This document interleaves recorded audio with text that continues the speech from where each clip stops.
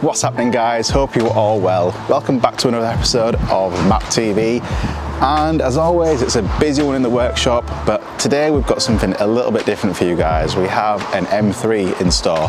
It's in for some service work, but it's also developing a knocking noise. So I'm gonna go jump in the car with Teddy and we're gonna go and find out what this noise is and we'll take it to the workshop.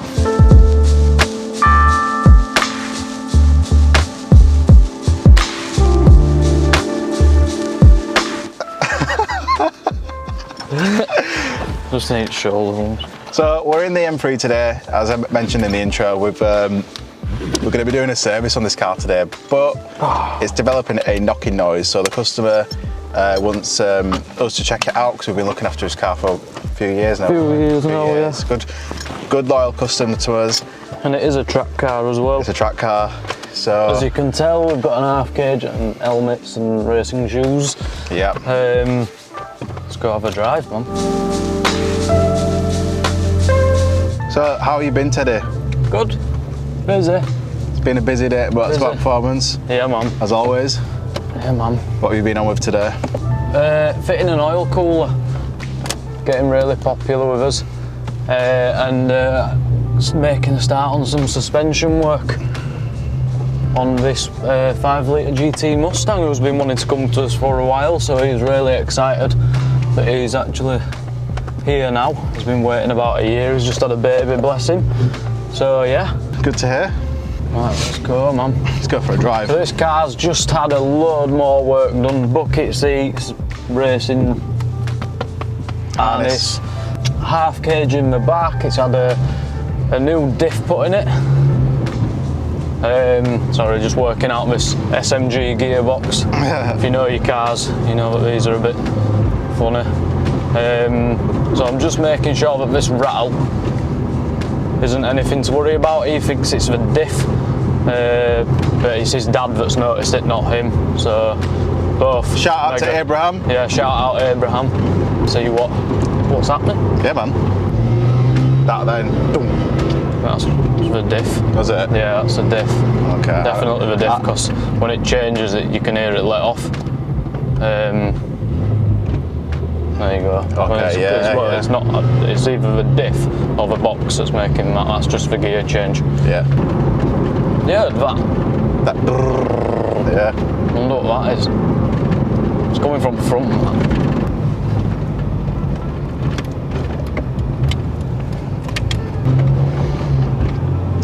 So Teddy just got his game face on because he's listening out for knocks and bangs. The problem is when you're in a car like this, where are you off?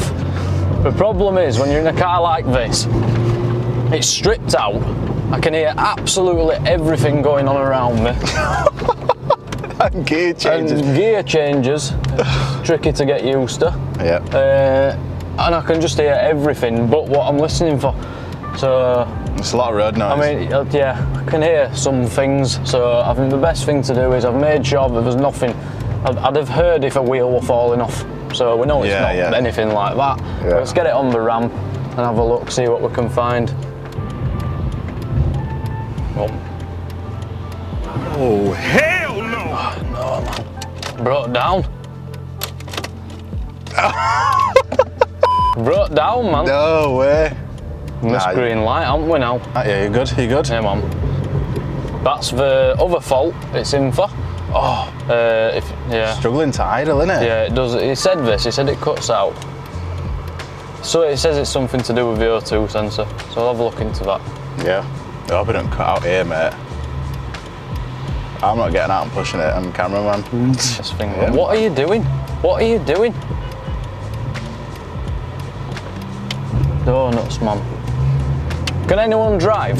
If you're watching at home, can you drive? Comment and tell me if you can drive or not. There's no one round here can. Got technology on this, yeah.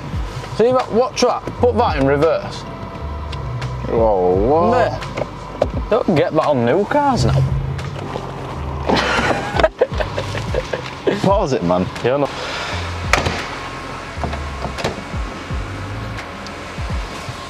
Edit that out.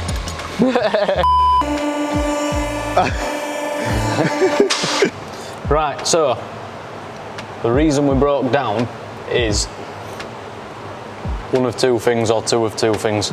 So if you look here, right, so let me explain. This car came to us last time, and we just look after it, we didn't build it. I've no idea who builds this car, but they seem to do a pretty good job most of the time, but someone's put some decats on. And if you look here, it's not even like they've put them on and then there's a bit of a gap, so it's, you know, they've let it go or just overlooked it. They have literally just rammed it on. So if you look up here, so as you can see, that sensor's literally just resting on each shield and bending wires back, so that I need to have a look in there to see if it's short of the wires. And then that could be the fault. Or, here, the O2 sensors up here are just, they're a bit long. The wires, I don't know what they're normally like, it's hot, but it is melted. So it could be shorting out.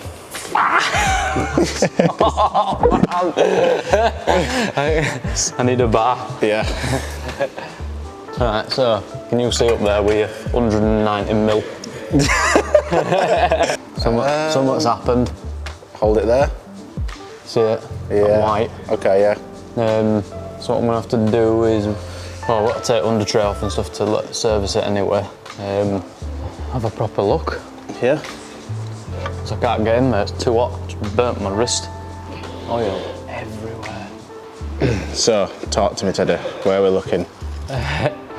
Oh, where you're not looking is a question, mate. Look everywhere. Oil, oil, oil, oil, oil. Exhaust. Oil gets on that. Need to get this off. Get this one off. Have a look under there. Have a look at that O2 sensor. See what's going on there. Let's clean this oil off. I need a lot of rags. See where it's coming from. And then can go from there whether we think it's safe to go on track. My only worry being that it's next to the exhaust manifold, so yeah, let's crack on.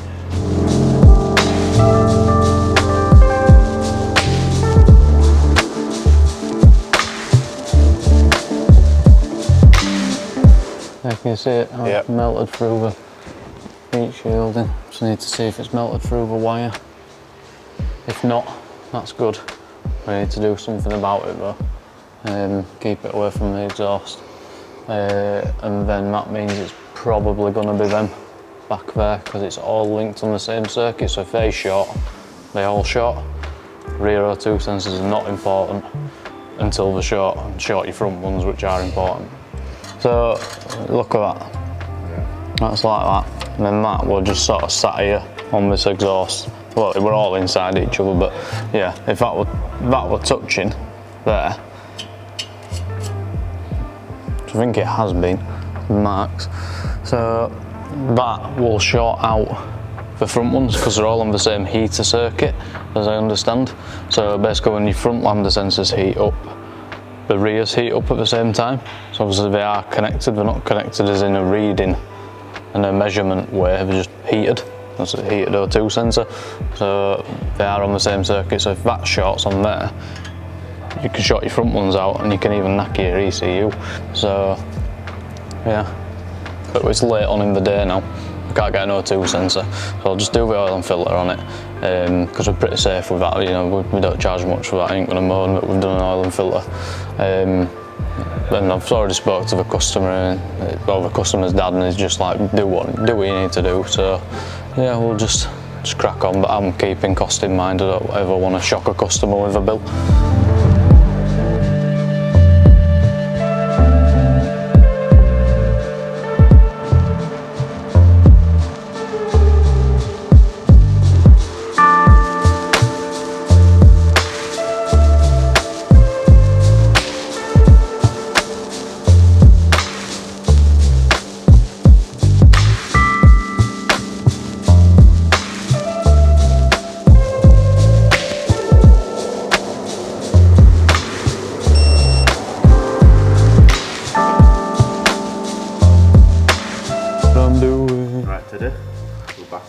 Fucking hell, mate.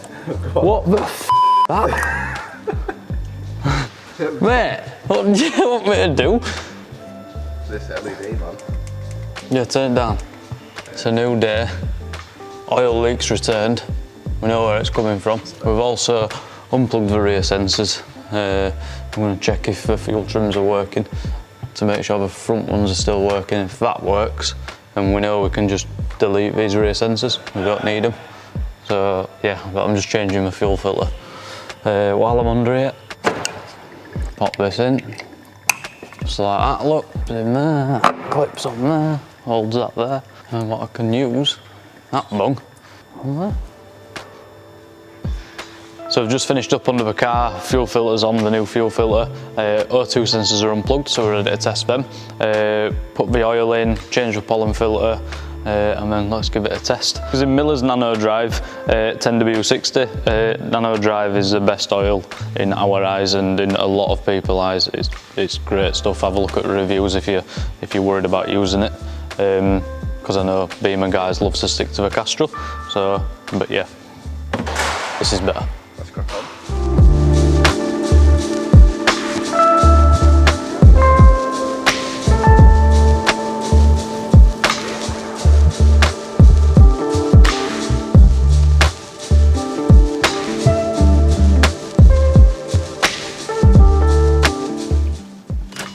Park it outside, man. Yeah. If it goes.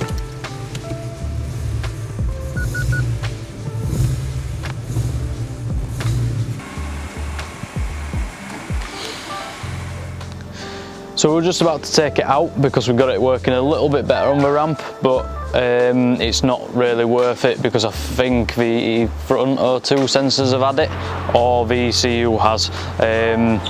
With the rear sensors shorting out, it could have caused one of them things to happen, which is making it sort of the idles lumpy and stuff, and it does level out better now that I've deleted the rear sensors, but I think there's still more faults with the car, so I'll have to come back to it another day. Unfortunately, this one's not gone too well. Alright guys, we are going to end the vlog there. Sadly we can't take this M3 out, kind of gutted, but you know, it's better to be safe than sorry. As always, if you like the video, make sure you are subscribed, give it a share, comment, like, help support the channel, and we look forward to seeing you guys in the next video.